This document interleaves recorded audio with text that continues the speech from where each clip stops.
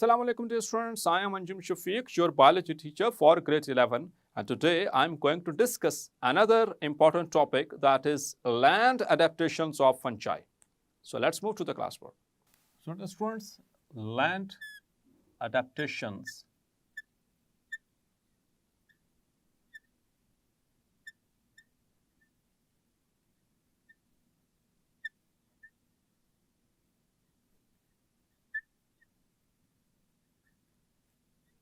of fungi.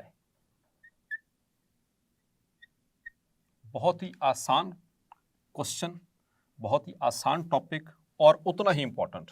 ठीक है, ये लॉन्ग क्वेश्चन के तौर पर आपसे पूछा जा सकता है। इसमें कुछ एमसीक्यूज बनेंगे, वो भी मैं साथ साथ आपको मार्क करवाऊंगा। ठीक है, तो इसको मार्क कर लें। आसान भी है और इंपॉर्टेंट भी है। एज अ लॉन्ग क्वेश्चन के तौर पर बात करूं, क्योंकि हमने अब तक जितने टॉपिक पढ़े सारे इंपॉर्टेंट टॉपिक्स हैं, वो इस पूरे चैप्टर में सारे टॉपिक इंपॉर्टेंट हैं। तो उनके एतबार से अगर हम रेट करें तो रेटिंग के एतबार से ये थोड़ा सा कम इंपॉर्टेंट है। तो बाज़ औक़ात बोर्ड के अंदर जो कम इंपॉर्टेंट क्वेश्चंस आते हैं उनमें से ये एक है। ठीक है, तो इंपॉर्टेंट। ठीक है, सो मेरे डिक्शनरी में इंपॉर्टेंट और लेस इंपॉर्टेंट और मोस्ट इंपॉर्टेंट नहीं होता। स्टूडेंट्स आमतौर पर इस चीज़ के ऊपर बहुत फोकस करते हैं। तो जो चीज़ आपने समझ ली है उसको याद करना वो आपकी जिम्मेदारी है, वो आपकी रिस्पॉन्सिबिलिटी है, तो वो आपके लिए इंपॉर्टेंट भी है। Clear? So the whole syllabus is important for you. तो डियर स्टूडेंट्स, लैंड एडेप्टेशंस की जब बात करते हैं तो हमने जैसा कि अब तक पढ़ लिए, काफ़ी ज़्यादा इस हवाले से फंजाई को डिस्कस कर लिया, बेसिक जितना भी था हमने इसको डिस्कस कर लिया। तो ये ज़्यादातर कहाँ पर पाए जाते हैं? खुश्की के ऊपर, टेरेस्ट्रियल है। ठीक है, लैंड के ऊपर पाए जाते हैं। तो लैंड के ऊपर रहने के लिए अल्लाह ताला ने इनको कौन से वो करेक्टरिस्टिक्स दिए, वो कौन सी अडेप्टेशंस हैं जिसकी वजह से ये लैंड के ऊपर सर्वाइव ज़्यादा बेटर कर रहे हैं, ये सक्सेसफुल ग्रुप हैं। पानी के अंदर नहीं मिलते हमें ये। ठीक है, तो उसके कुछ रीजंस हैं। ठीक है, तो चलिए वो डिस्कस करते हैं। सो नंबर 1, याद रखिएगा, इसको एमसीक्यूज के लिए मार्क करना आपने, दैट fungi grow best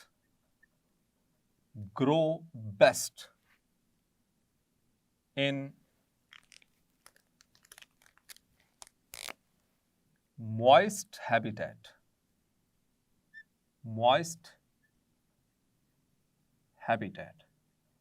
जहां कहीं पे नमी है वहां पर ग्रो करना इनके लिए बहुत आसान है।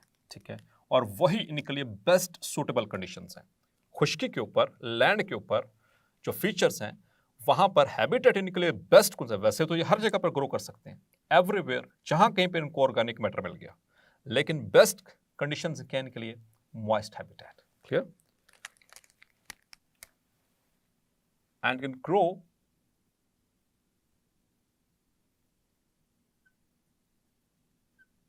wherever, जहां कहीं पे भी they found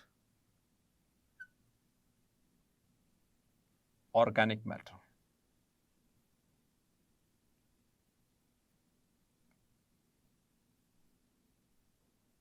Clear? Number 1. Number 2, they have fast spreading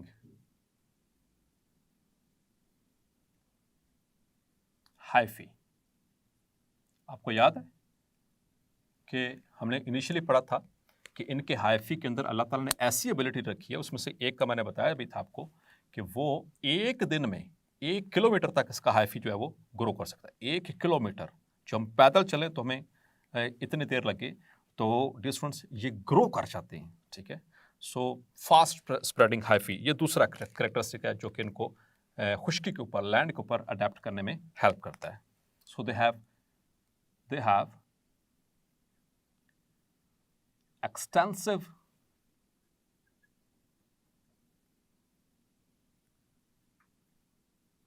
system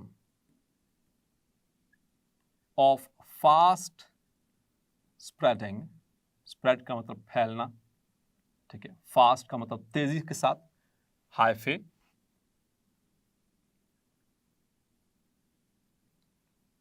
which not only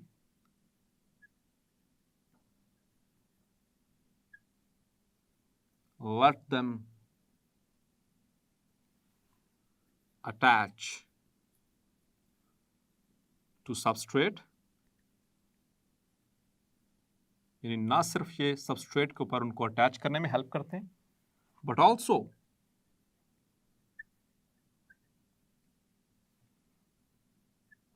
let them digest and absorb nutrients. और इन्हीं हाइफी के जरिए ये फूड को डाइजेस्ट भी करते हैं और फिर वहां से न्यूट्रिएंट्स को एब्जॉर्ब भी करते हैं. सो किसकी वजह से? Due to fast spreading hyphae. वो याद रखिएगा, ठीक है? वो 1 किलोमीटर वाली example per day. Number 3, the cytoplasmic flow.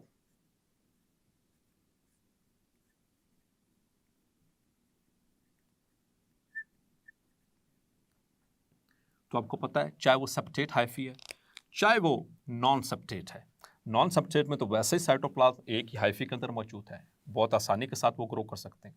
और सेप्टेट के अंदर भी आपको बताया था कि वो उनके जो सेप्टम के अंदर पोर्स होते हैं, जिसकी वजह से वो एक सेल दूसरे सेल के साथ इंटरकनेक्टेड होता है, उसका साइटोप्लाज्म. तो चूंकि इनके अंदर वो साइटोप्लाज्मिक फ्लो बहुत ज़बरदस्त है, इस वजह से ये बहुत अच्छे से ग्रो कर सकते हैं. So due to cytoplasmic flow,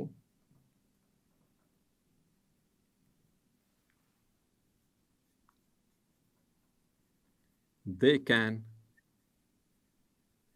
grow very well and fast. तो साइटोप्लाज्म में न्यूट्रिएंट्स बआसानी एक सेल से दूसरे सेल या फिर कोएनोसाइटिक यानी कि नॉन सेप्टेट हाइफी के उसके केस के अंदर वो पूरा एक के अंदर आसानी से वो न्यूट्रिएंट्स फ्लो करते हैं, जिसकी वजह से वो बहुत तेजी के साथ बढ़ना शुरू हो जाते हैं, फैलना शुरू हो जाते हैं. Number 4, dear students, that is their cell wall. So dear students, इनकी सेल वॉल किससे बनती है? Yes, you are right. Their cell wall is made up of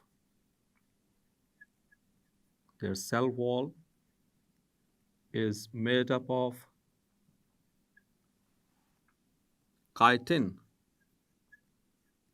Clear? ये पॉलीसैकेराइड है, चैप्टर नंबर 2 में हम पढ़ चुके हैं, ठीक है? Chitin, which is more decay resistant. ये आसानी से डिके नहीं होती, गलती सड़ती नहीं है, रेजिस्टेंट है, उसको जो है वो बर्दाश्त करती है. More decay resistant then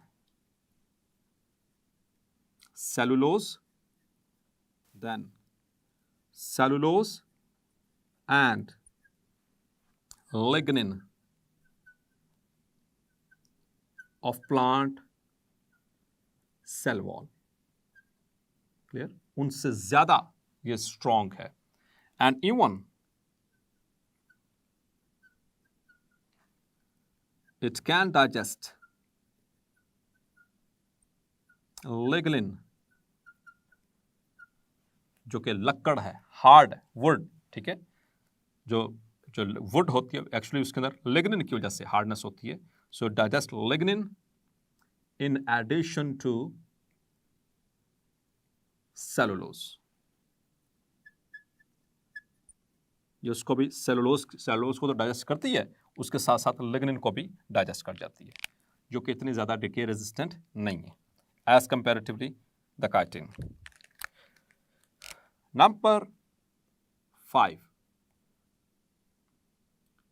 So they can tolerate dry conditions.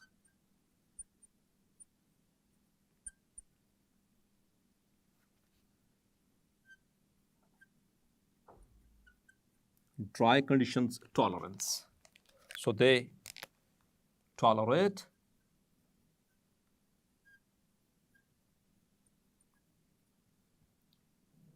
The dry conditions, जब भी कहीं पानी की कमी होती है तो ऐसी कंडीशंस में को ये आसानी से टॉलरेट करते हैं by forming non motile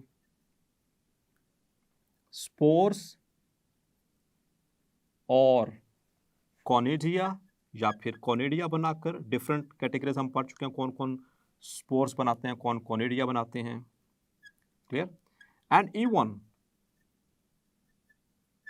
the zygote, आपको याद है जाइगोमाइसीट्स के अंदर जो जाइगोट बनता है इज थिक वॉल्ड, वो थिक वॉल हो जाता है इन ड्राई कंडीशंस में, and become dormant, clear, to resist the dry conditions. तो इस तरह से ये भी इनके अंदर एक कैपेबिलिटी मौजूद है।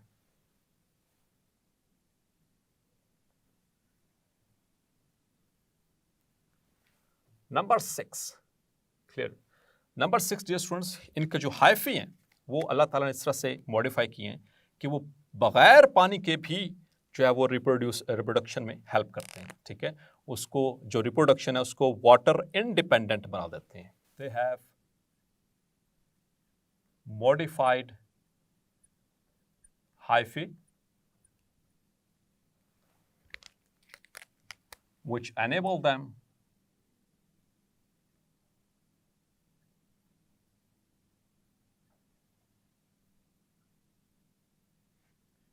to reproduce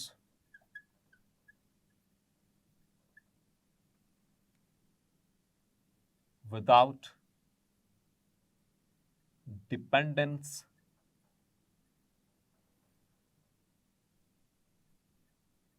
on external water।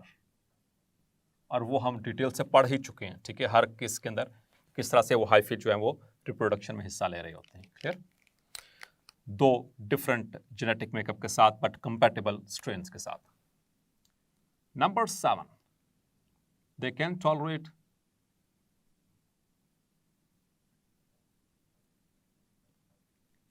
pH extremes। So dear students, they can tolerate, ये बर्दाश्त करते हैं a wide range of pH। pH का पता ही है, ये एक ऐसा पैमाना है जिससे आप किसी भी चीज़ की एसिडिटी, न्यूट्रलिटी या उसकी एल्कलाइनिटी या बेसिसिटी को मेजर करते हैं। सो wide range of pH, that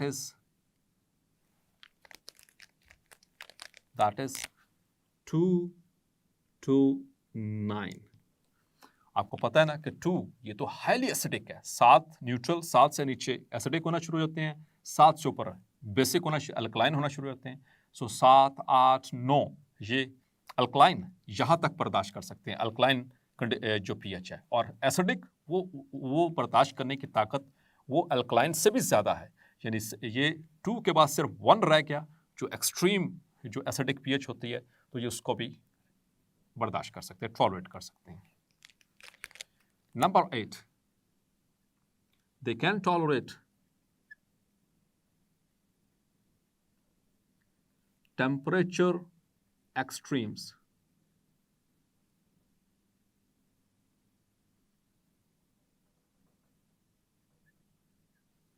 मतलब कि जो दर्जा हरारत है उसकी एक्सट्रीम्स को भी बर्दाश्त करने की सलाहियत अल्लाह ताला ने इनके अंदर रखी है। The fungi can tolerate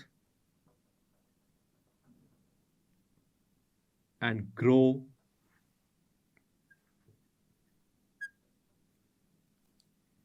in a wide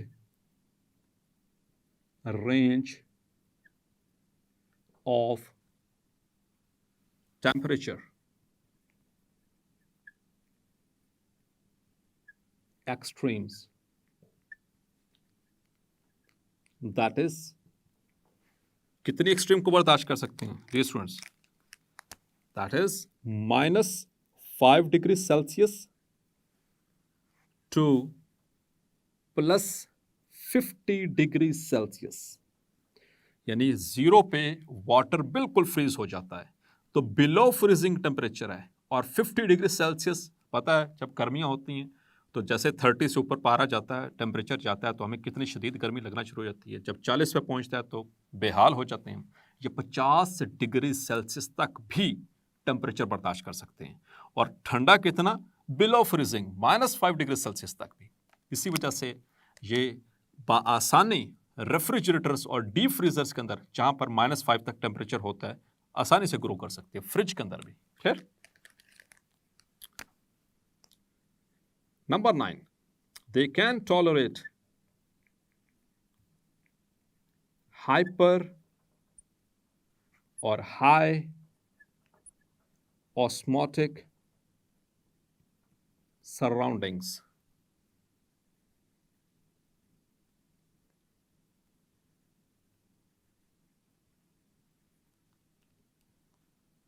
मतलब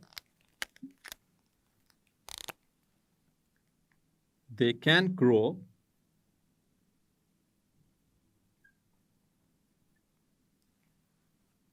easily in high salt and sugar solutions, in jams, jellies, and pickles, etc. तो पिकल्स के अंदर यानी अचार के अंदर आपको पता है नमक काफ़ी डाला जाता है, ठीक है, उसको वो प्रिजर्वेटिव के तौर पर काम कर रहा है। जैम, जलीज, इनके अंदर शुगर बहुत ज़्यादा डाली जाती है। आपको पता है थोड़ा सा जैम लगाते हैं और कितना मीठा हो जाता है, ठीक है, वो ब्रेड के ऊपर लगाते हैं। तो ये हाइपर ऑस्मोटिक कंडीशन है। आपने डियर स्टूडेंट्स ऑस्मोटिक एडजस्टमेंट्स या उसकी प्रॉब्लम्स पढ़ी थी, आपको याद है ना, कि लेट्स सपोज कि ये एक कंटेनर है और इसके अंदर एक लिविंग सेल है। अगर बाहर ये इसका एनवायरनमेंट यानी सॉल्यूशन है जिसमें सॉल्यूट बहुत ज़्यादा है, सॉल्यूट कंसंट्रेशन ज़्यादा है, ऐसे एनवायरनमेंट को कहते हैं हाइपर ऑस्मोटिक एनवायरनमेंट या हाई ऑस्मोटिक एनवायरनमेंट। बाहर एनवायरनमेंट के अंदर सॉल्यूट बहुत ज़्यादा होना, यानी सादा लफ्ज़ों में हम कहें तो ये हाइपरटोनिक्स एनवायरनमेंट है, ठीक है। That is actually the hypertonic environment. सादा लफ्ज़ों में अगर बात करें, ये हाइपर ऑस्मोटिक का मतलब। तो ऐसी कंडीशन में वाटर कैसे मूव करता है? तो आपको पता है स्टूडेंट्स, वाटर के मूव करने का सिर्फ एक ही रूल है कि लो सोल्यूट कंसंट्रेशन से हाई सोल्यूट कंसंट्रेशन की तरफ मूव करना थ्रू सेमी परमिएबल मेम्ब्रेन। तो ये लेट्स सपोज कि ये फंगस पड़ी हुई है, ठीक है। आम तौर पर क्या होता है, एक लेट्स सपोज कि अगर फंगस नहीं है, कोई एक नॉर्मल सेल है, तो नॉर्मली क्या होता है कि यहाँ से वाटर जो है इस सेल से, इसके अंदर सोल्यूट कंसंट्रेशन लो है तो वाटर निकलेगा यहाँ से और सराउंडिंग में आना शुरू हो जाता है। नॉर्मली तो ऐसा होता है, ठीक है। तो उससे क्या होता है, अगर वो एनिमल सेल है तो वो श्रिंक कर जाएगा, अगर वो प्लांट सेल है तो वो प्लाज्मोलाइज्ड हो जाएगा, याद है ना आपको। लेकिन डियर स्टूडेंट्स, इनके साथ ऐसा नहीं। अगर ये फंगल सेल है तो कुछ भी हो जाए, ये ऐसी ज़बरदस्त और हाई ऑस्मोटिक कंडीशन के अंदर भी बआसानी जिंदा रह सकते हैं। बाकी प्लांट सेल, बैक्टीरियल सेल या जो एनिमल सेल, वो डेड हो जाते हैं, ठीक है, वो मर जाते हैं, ठीक है। या फिर उनके जो अंदर जो सेल के जितने भी वो कंपोनेंट्स और उनके जो फंक्शंस हैं, नॉर्मल मेटाबॉलिज्म है, वो ज़रूर डिस्टर्ब होता है किसी ना किसी तरीके से, क्योंकि वाटर निकल गया। और आपको पता है water is a medium of life, हम चैप्टर नंबर 2 में बड़े डिटेल से डिस्कस कर चुके हैं। तो 60 to 70% जो होता है ये एक साइटोप्लाज्म के अंदर नॉर्मली मौजूद होता है लिविंग ऑर्गेनिजम्स के। तो इसके बावजूद ये बआसानी ग्रो करते हैं। तो फ्रिज में पड़ी हुई जैम, जेलीज या अचार, उसके अंदर भी वहाँ पर टेम्परेचर भी कम है, कंडीशन भी हाइपर ऑस्मोटिक है, उसके बावजूद ये ग्रो कर गए। So that is the reason. तो ये बाआसानी लैंड के ऊपर सर्वाइव करने में कामयाब है। क्लियर? तो ये 9 अडेप्टेशंस हो गई इनकी। Number 10 is they can also store the surplus food. The storage of surplus food. Surplus का मतलब है कि जो जरूरत से ज्यादा है। सरप्लस का लफ्जी मालूम कि कोई भी ऐसी चीज जो जरूरत से ज्यादा है। लेट्स सपोज कि मेरे सामने आप 3 प्लेटें बिरयानी की रख दें, लेकिन मैं एक नॉर्मल इंसान, मैं 1 प्लेट खा सकता हूं, ज्यादा से ज्यादा 1.5 या 2, तो 3 प्लेटें तो मैं कभी भी नहीं खाऊंगा। ये मेरी अपनी, कुछ लोग खा सकते हैं, तो वो सरप्लस है। अब मेरी बॉडी जो है वो 1 से 2 यानी कि एक नॉर्मल जो प्लेट होती है उसको डाइजेस्ट कर सकती है, लेकिन इनके अंदर ये खासियत अल्लाह ताला ने रखी है क्योंकि इनके ये ऐसे एनवायरनमेंट में आमतौर पर होते हैं कि जहां पर हर वक्त इनको फूड नहीं मिलता। तो जब कभी इनको फूड एक्सेस में मिल जाए, सरप्लस हो जाए, तो ये इसको स्टोर कर लेते हैं। ठीक है, ये खासियत भी अल्लाह ताला ने इनके अंदर रखी है। द फंजाई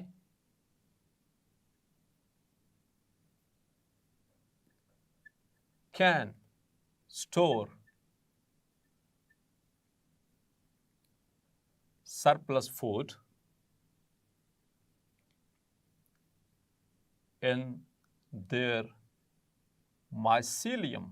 कहां पर स्टोर करते हैं? माइसीलियम के अंदर। यह भी याद रखना है, ठीक है, एमसीक्यू पॉइंट ऑफ व्यू से। लेकिन किस शक्ल में? इन द फॉर्म ऑफ, ये भी एमसीक्यू के लिए इंपॉर्टेंट है, in the form of lipid droplets. Lipid, जो लिपिड होगा उसको ड्रॉपलेट्स की शक्ल में स्टोर कर लेंगे। एंड जो कार्बोहाइड्रेट्स हैं उसको ग्लाइकोजन की शक्ल में। एंड ग्लाइकोजन, फिर किस शक्ल में? 2 जो लिपिड्स हैं, जो फैट्स हैं, जो फैटी एसिड्स हैं, ग्लिसरॉल्स हैं, जो एक्सेस में हैं, जो सरप्लस हैं, उनको लिपिड ड्रॉपलेट्स, छोटे छोटे ड्रॉपलेट्स की शक्ल में माइसीलियम के अंदर स्टोर कर लेंगे। और जो कार्बोहाइड्रेट्स हैं उनको ग्लाइकोजन की शक्ल में ये स्टोर कर लेते हैं। क्लियर? और एक और खासियत इनके अंदर, एक और अडेप्टेशन जो कि खासियत है सैप्रोब्स की। क्लियर? That is rhizoids. आपको याद है राइजाइड्स न्यूट्रिशन इन फंजाई के अंदर जो पहला हमने पढ़ा था saprotrophic fungi. So the सैप्रोट्रॉफिक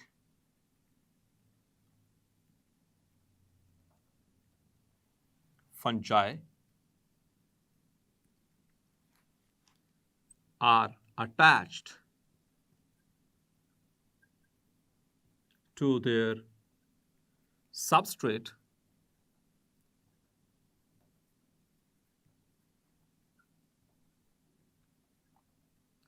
by the modified hyphae। खास किस्म के इनके पास हाइफे होते हैं, which are called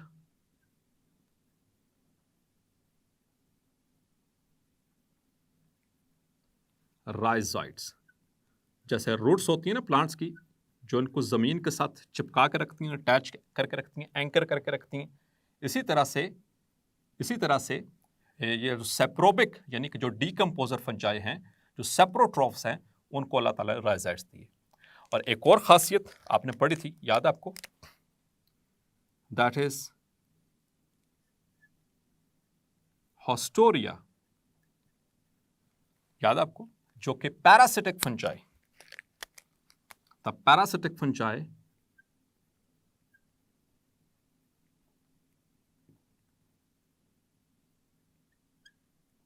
have special hyphal branches which penetrate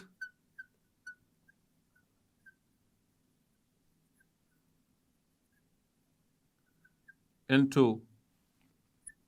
plant cells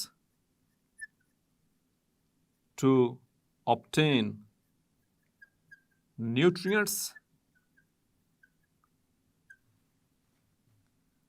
called, उन स्पेशल हाइफी को क्या कहते हैं, उन ब्रांचेस को क्या कहते हैं, कॉल्ड हॉस्टोरिया। याद है आपको? आप बाकायदा तौर पर मैंने डायग्राम के साथ आपको ये समझाया था कि वो किस तरह से उनके साइटोप्लाज्म के अंदर वो ब्रांचेस जाती हैं और वहाँ से वो न्यूट्रिएंट्स को एक्सट्रैक्ट करते हैं, लेकिन वो पैरासिटिक थे। Clear? So this is how they are adapted to live on the land. So dear students, hopefully आज का लेक्चर भी आपको क्लैरिफाई हो गया होगा।